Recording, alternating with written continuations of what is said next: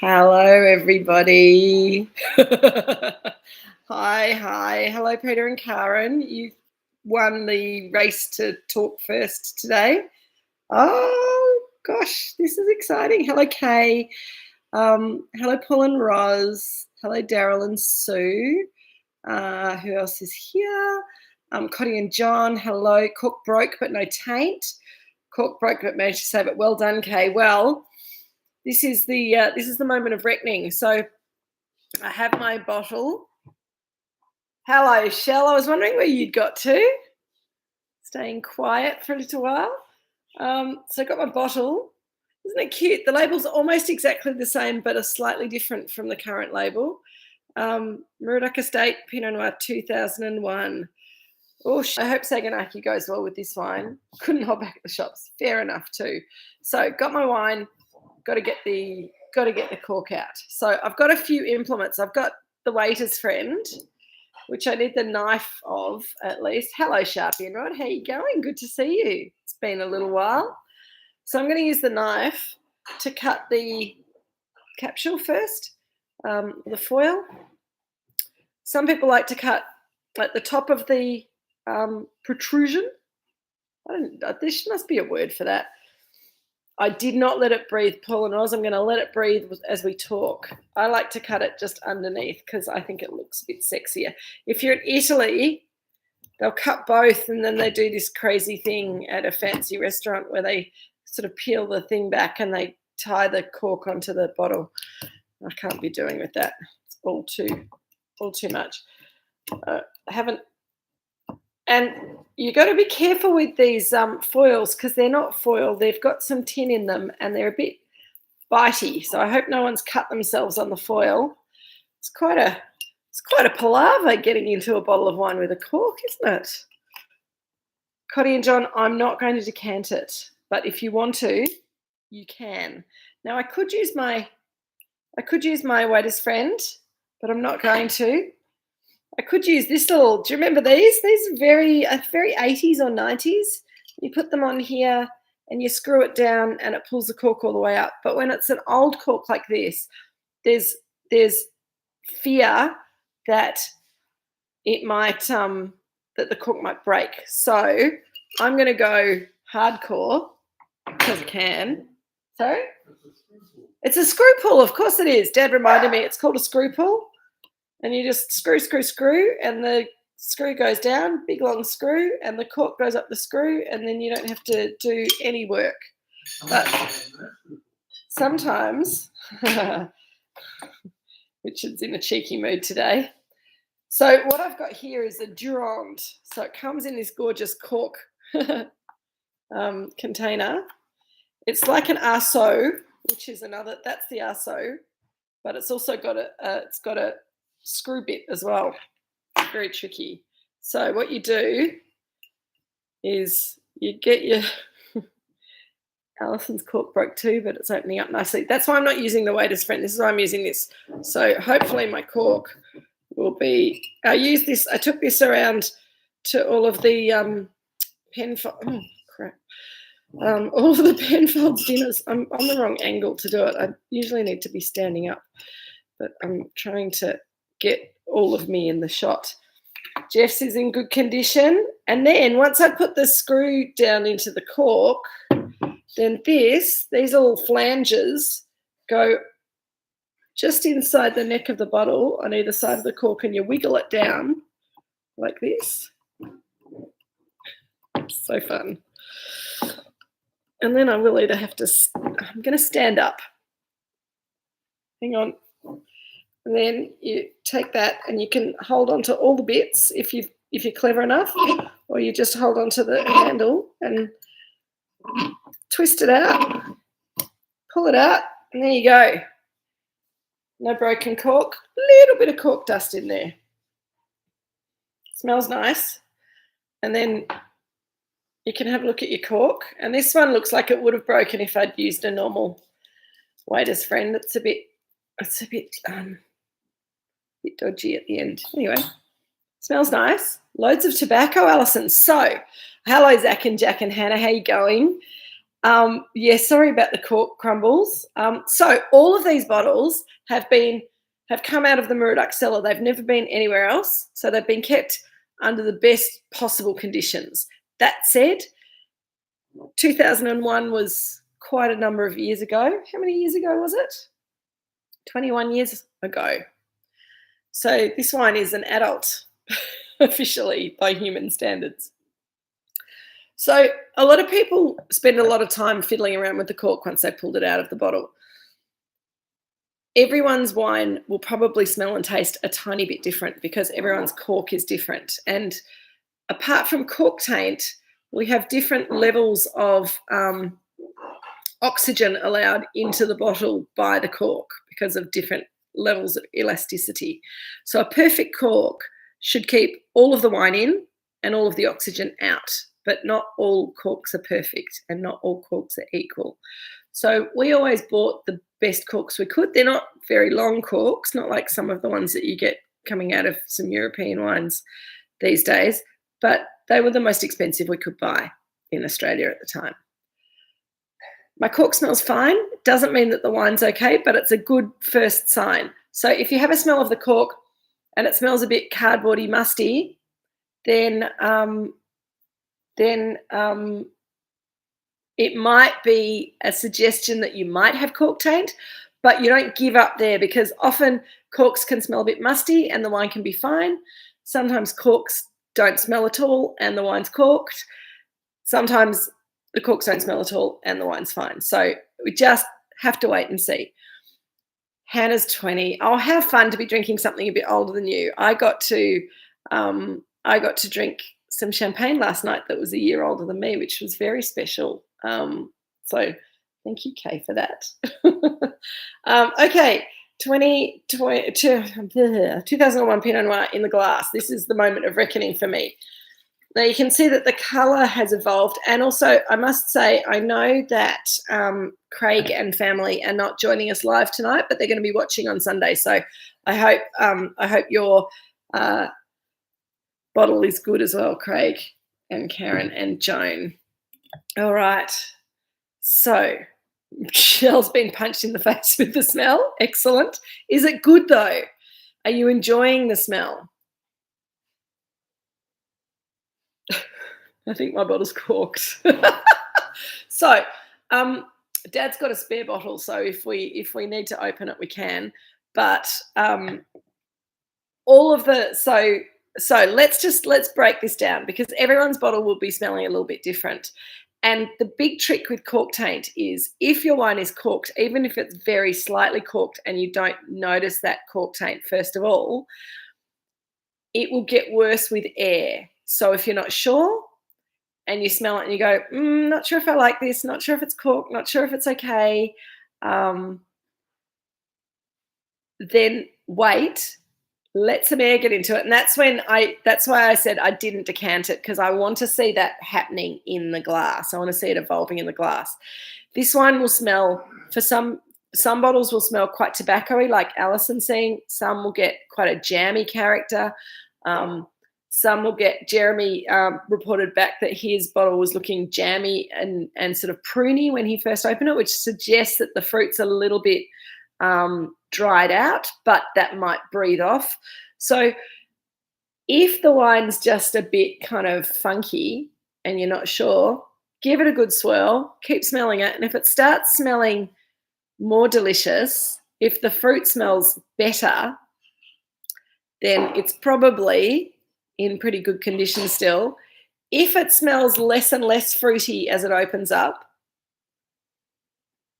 guess what, Richard? We got the corked bottle. Really? Yeah.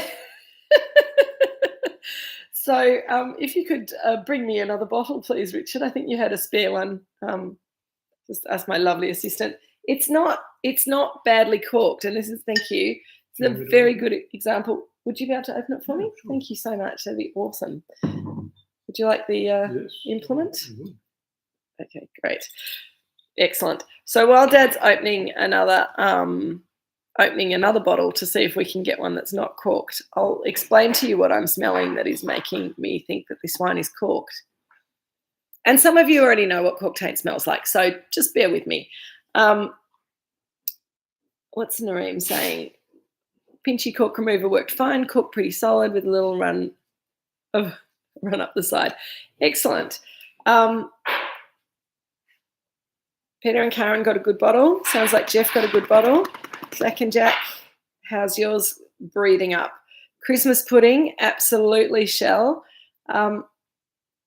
Red fruit, forest floor. So, okay, so they're all the good things. I'm going to come back. I'm going to talk about the other things that I'm smelling when Dad brings me another glass of another bottle, so I can compare and contrast. But what I'm getting in my glass that is suggesting cork taint is there's some fruit there still, so it's not completely overwhelmed, but I'm smelling a musty, wet cardboardy, slightly wet dog smell, which is just getting a little bit worse all the time. And what that is a bacterial infection. It's a bacteria that's grown in the cork, and it's very difficult to test a cork before you put it in a bottle of wine to check for cork taint. But once you pull it out of the wine, whether it's been in the wine for 2 years or 21 years, then the wine is going to be affected flavour and smell-wise by that TCA. So let me have a taste and just check.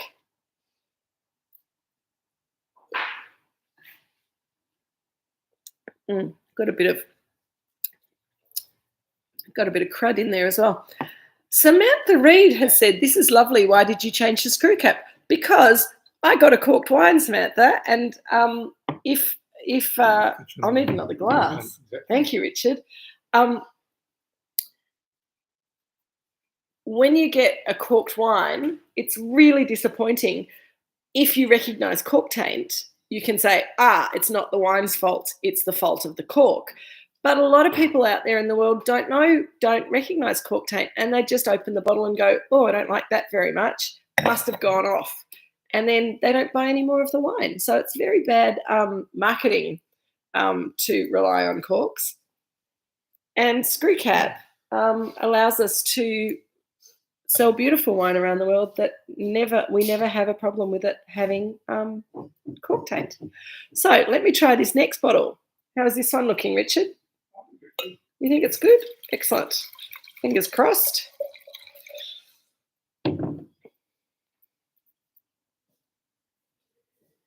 Much better. Hurrah. So Zach and Jack, I have a slight... That's the good one. That's the bad one. I'm just going to take a little bit more of that before you whisk it away and drink it all. Thank you. So Zach and Jack, you're getting musty and raisins on the nose. Good taste, fruit's dropping away, but still got raisiny plum. We're all enjoying. If it keeps getting more musty, then you might have just a little bit of cork taint. It doesn't mean that it's going to spoil the enjoyment of the wine, but it means you probably want to drink it up quicker and then let it sit around in the glass for a long time.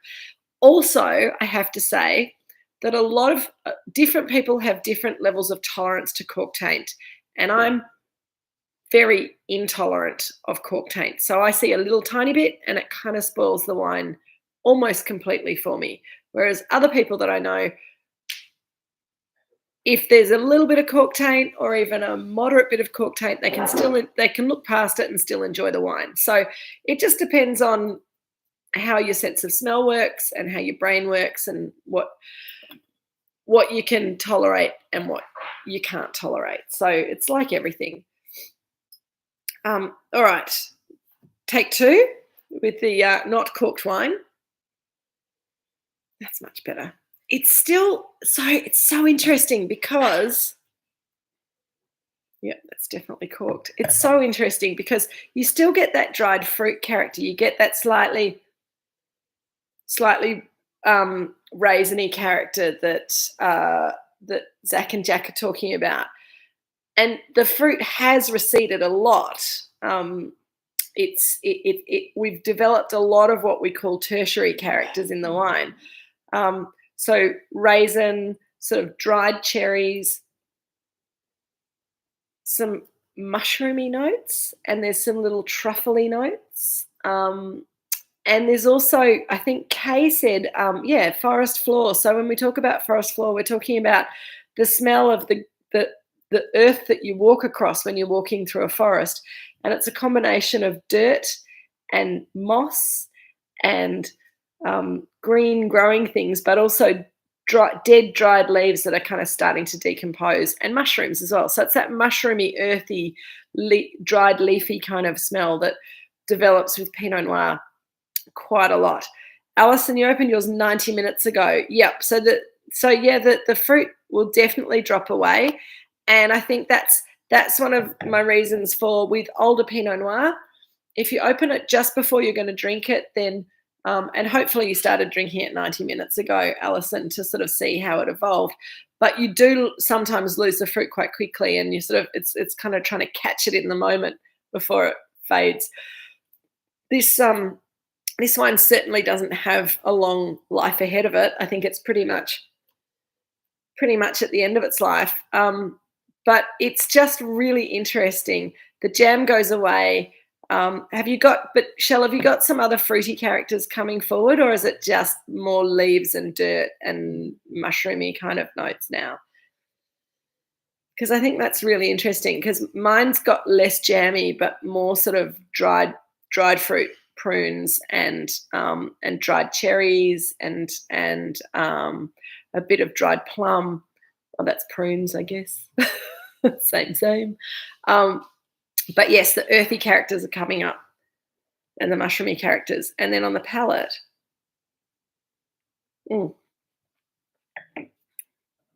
it's got this lovely back palate savouriness to it.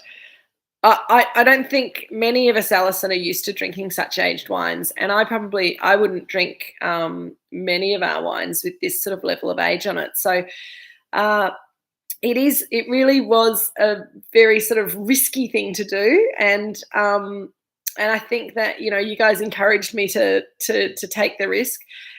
But when I went to look in the cellar to find something with some age on it that was under cork that was worth showing, this was really almost the only wine that I could find. We had a palette of old Pinot, and we had 5 or 6 dozen of this on that palette. So most of that's gone out to you guys and is either being drunk tonight or in households around Australia, hopefully in the near future, because it isn't a wine that needs time. And in fact, I keep swirling it, but I should stop swirling it because it doesn't need a lot of oxygen in it either. Now it's opened up, and the earthy characters kind of the first kind of, because when I first opened it, it had a really nice berry note, but also it had this kind of slightly funky dirty earth kind of character that blew off quite quickly. So Nareem's saying that the fruit's lifting on the nose and palate as it opens up, still very savoury. Yeah, the aged wine flavours, I do think, if you drink a lot of aged wines, then you're more used to those sort of characters that we're seeing in the wine. But again, if we were all in the same room together and we'd all opened our own bottle and then we kind of tasted each other's bottle, they probably all taste a little bit different, which is bizarre.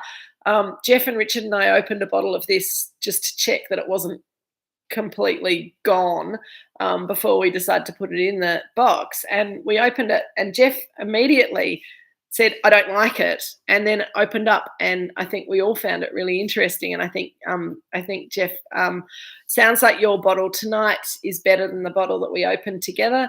The first bottle that I opened tonight is much worse because of the cork taint, but the second bottle that we opened here is lovely, and I think it's a bit better than the bottle that Dad and I looked at to send out to you guys. So a lot of bottle variation with this level of age and under cork. If this wine had been put under screw cap, it still would have aged really nicely, but it would have it would be much more consistent. So we've got a couple of other older wines that are under screw cap that we can play with in a future tasting. and will be more on an even sort of footing with a wine, even a wine that's sort of still 18 or 19 years old, but under screw cap, because the screw cap allows everything to age in the same way. It's much more homogeneous.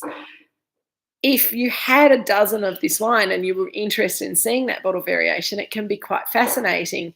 But not everyone has the luxury of being able to open multiple bottles of a wine that's 21 years old. So you kind of want it to be good when you open it and very disappointing if it's not. I'm really interested that nobody except for me has had a problem with cork taint. So I think that's awesome. And it does sound, Nareem, like yours is definitely good. Yeah, tonight's wine was beautiful straight away. Yeah. And yeah, so Jeff's saying that tonight's wine was beautiful straight away, but the palate had that aged leathery cigar initially, which was the smell that we got from this wine when we opened the bottle a few weeks ago. And then that kind of blew off and let the fruit kind of come through. And I agree, Jeff, our second bottle is very much follows that description as well. Okay, so Michelle's French triple brie tasted myrrh with the jam flavors. Now with the earthy flavors, the brie so good. Exactly. So you need to let the wine open up a little bit for it to work with the cheese, and let it. Yep. And as Kay's just said, Kay's just poured another glass, and because most of you probably haven't put it in a decanter, even if it's been in a decanter, still, if you freshen up your glass with a little bit more from the bottle or the decanter, you'll go back to that taste that you got when you first opened it. Almost, it's going to change more and more as we we drink through it. But if you pop some in the glass, then it'll remind you of what you first started tasting, and then it'll start opening up again, which is pretty cool. Anthony and Brigitte, because you would have no idea about cork taint.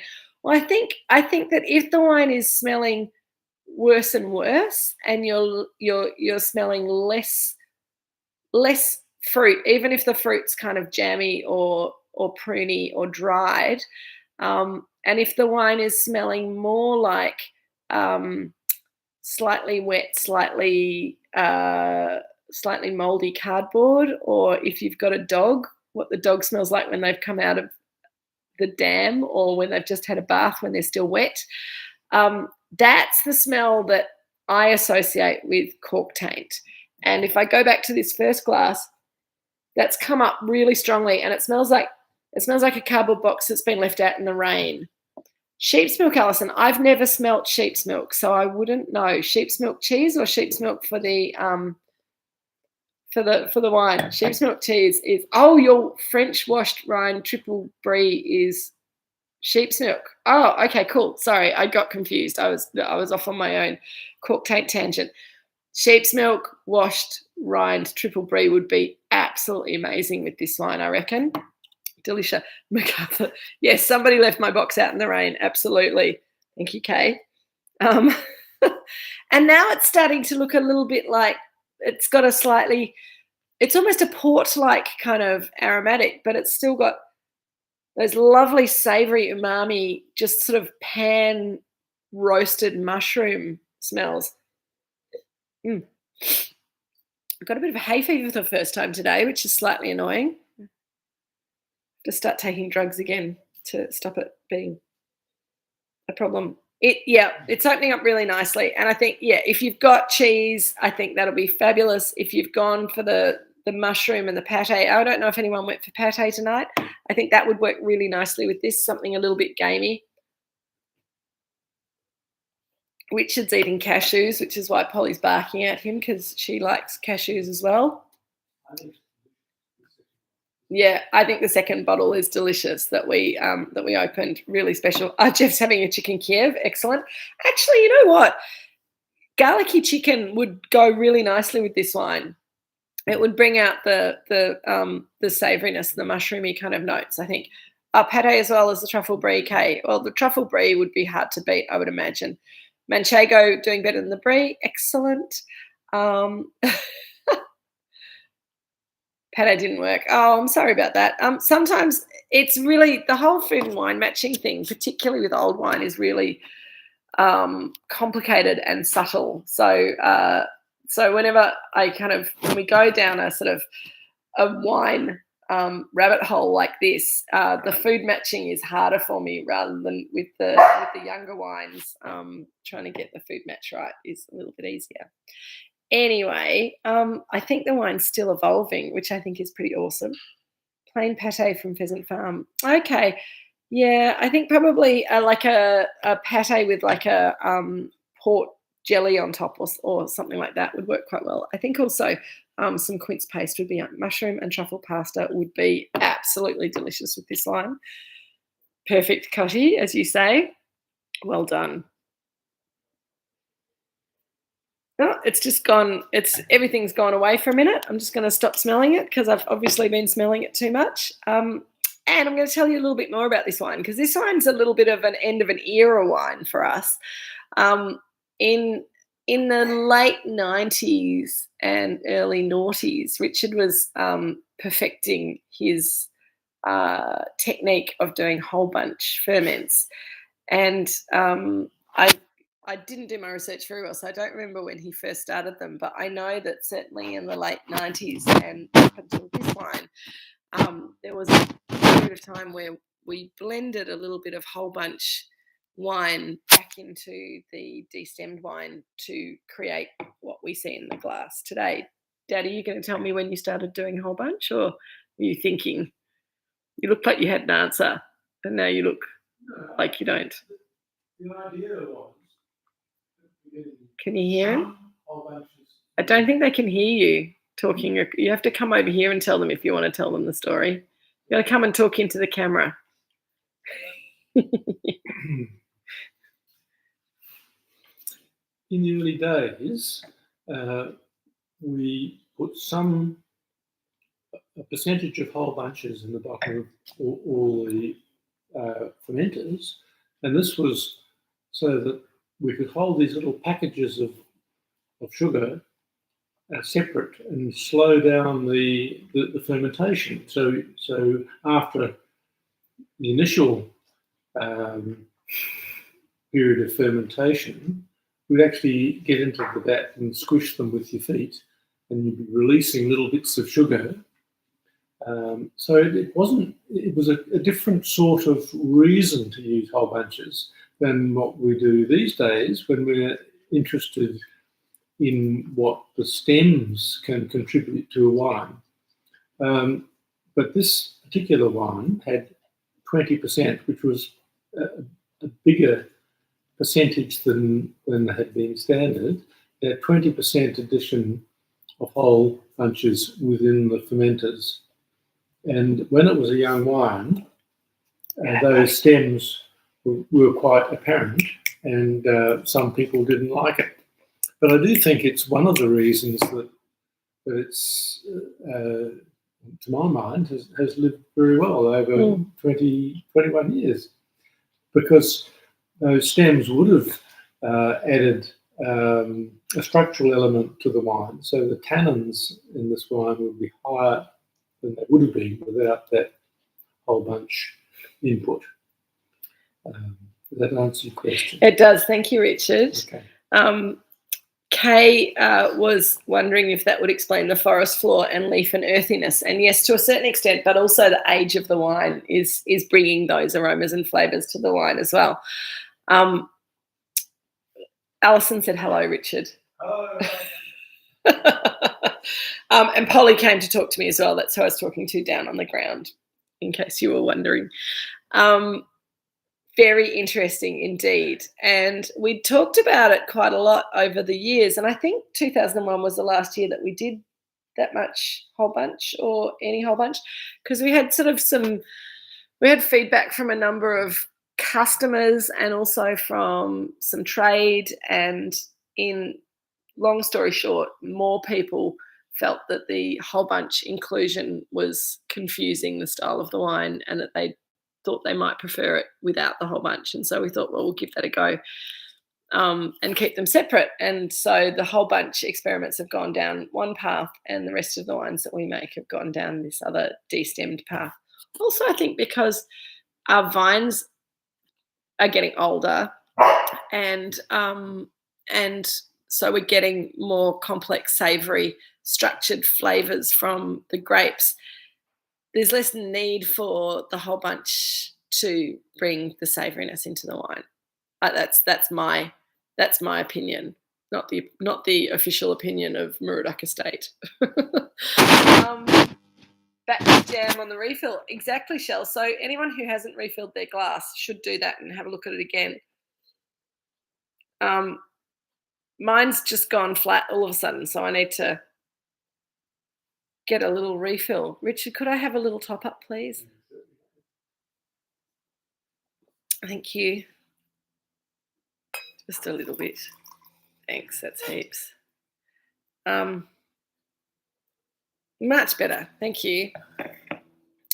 So Alison, when you did your wine course in the UK, Pinot Noir was said to be characterised by barnyard aromas. That opens a whole new can of worms, Alison. Cotty, yes, it's all McIntyre grapes. We weren't buying fruit from anybody else at that stage of production. So Alison, in the UK, they talk a lot about Pinot Noir as it evolves and as it ages, developing barnyard characters. But unfortunately, another issue with wine, which is often seen in Pinot Noir, but also other red wine, and some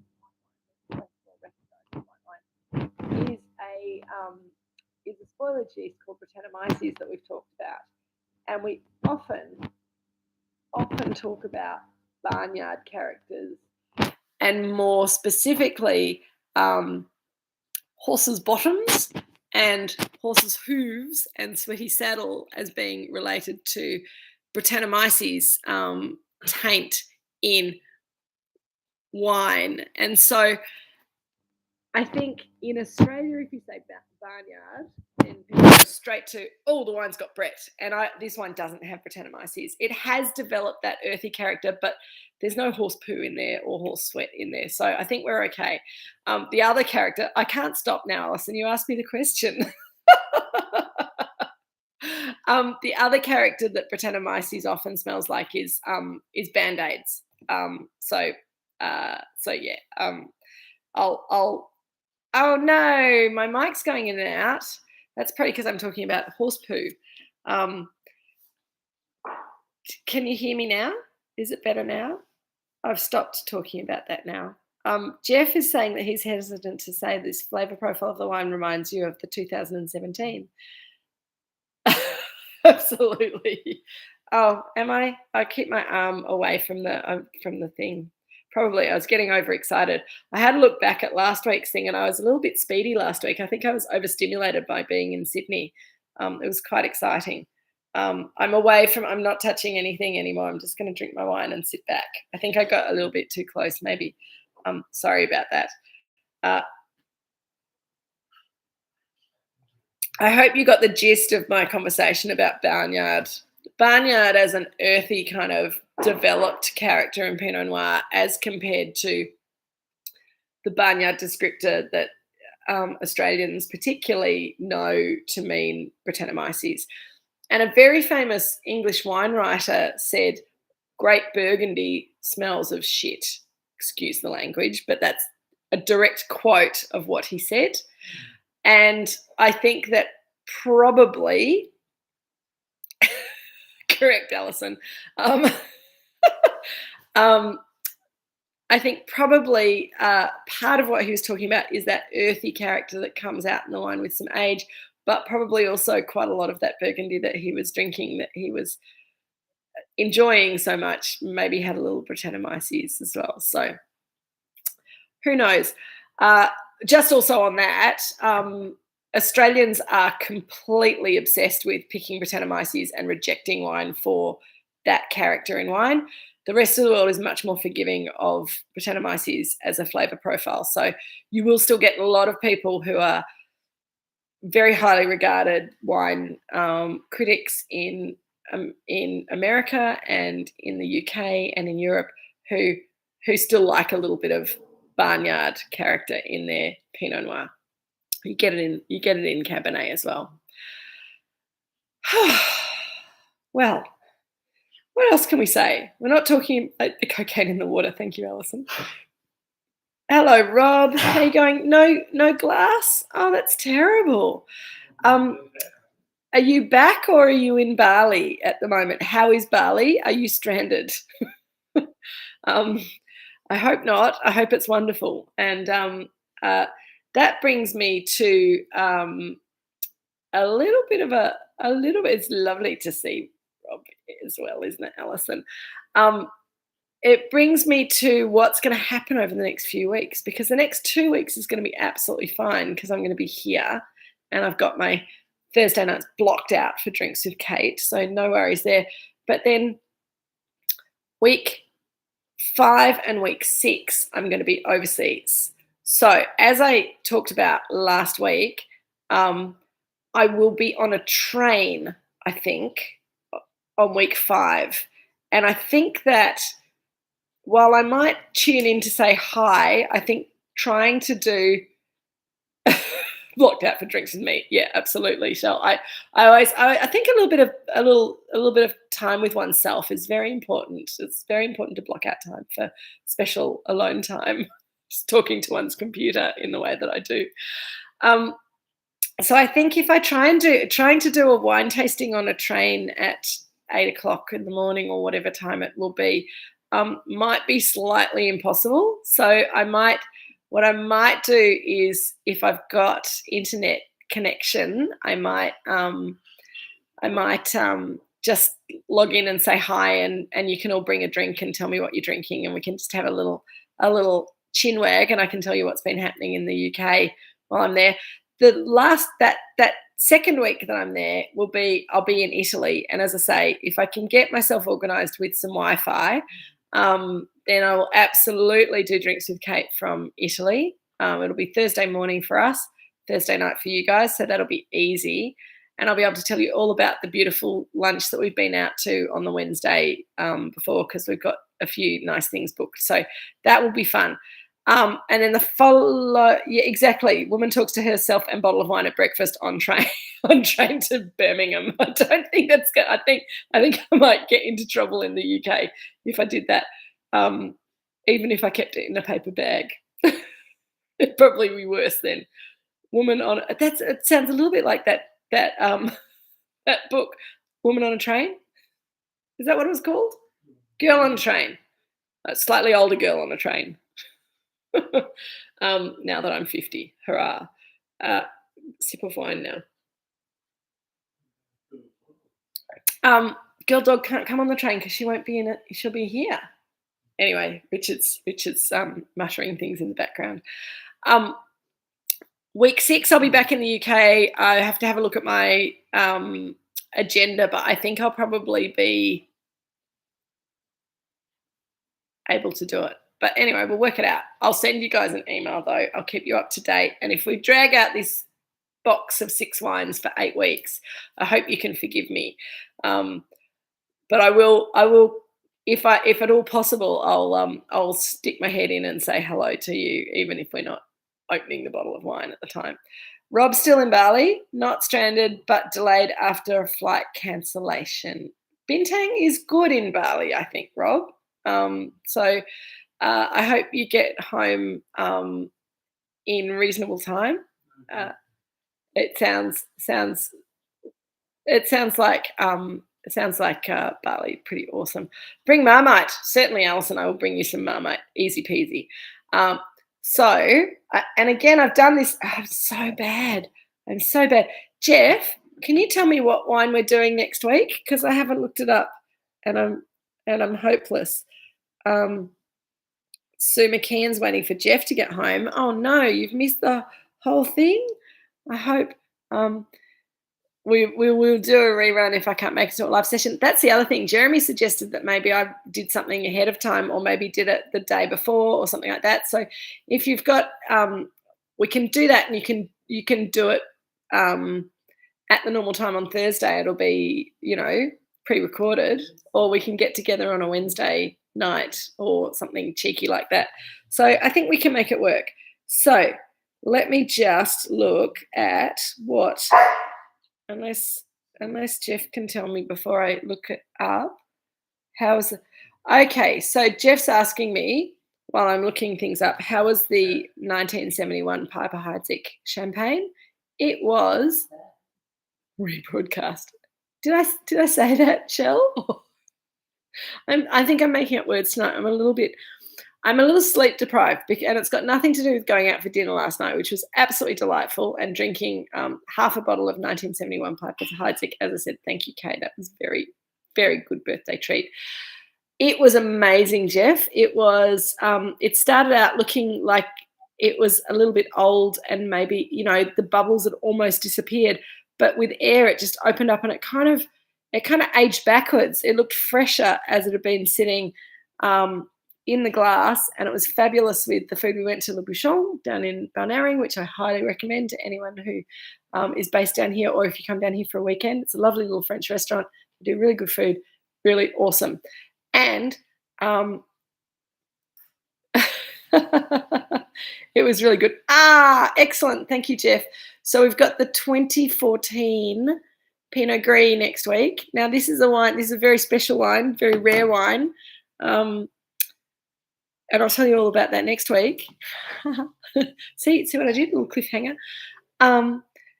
It will be delightful. You don't want it to be too cold, but slightly cool. So pop it in the fridge and pull it out maybe half an hour ahead of time. I will be drinking it out of a Pinot Noir glass, but you can drink it out of whatever you like. I will come up with some excellent food suggestions for next week. I'll try and do something that we haven't done before, something original. So I think that will be super fun. Jeff, it was amazing. Food ideas for next week, Anthony and Brigitte. I will send you an email on Monday because I haven't thought about it yet. It's a Pinot Gris with a little bit of bottle age. I think it'll be delightful. We haven't done it before. We've done all the other older vintages, so this will be really exciting. I'm thinking maybe slightly Italian-y, kind of pasta-y, creamy, cheesy, potato-y, pizza-y kind of stuff. But I'll have a bit more of a think and see if I can think of something a bit more exciting. I hope that you enjoyed this very old wine. Under cork. I'm not sure if I'll be able to find another one for us to share in the future, but I will be able to find some old wines under screw cap. So we'll drop a few more in. I think the next 6-pack we need to have a guest wine as well. So if there are any requests for guest wine styles, now is the time to flick them through to me. I'm so glad the wine looked as good as it did. Cheers, and I'll see you all next week. Thank you. Happy Thursday.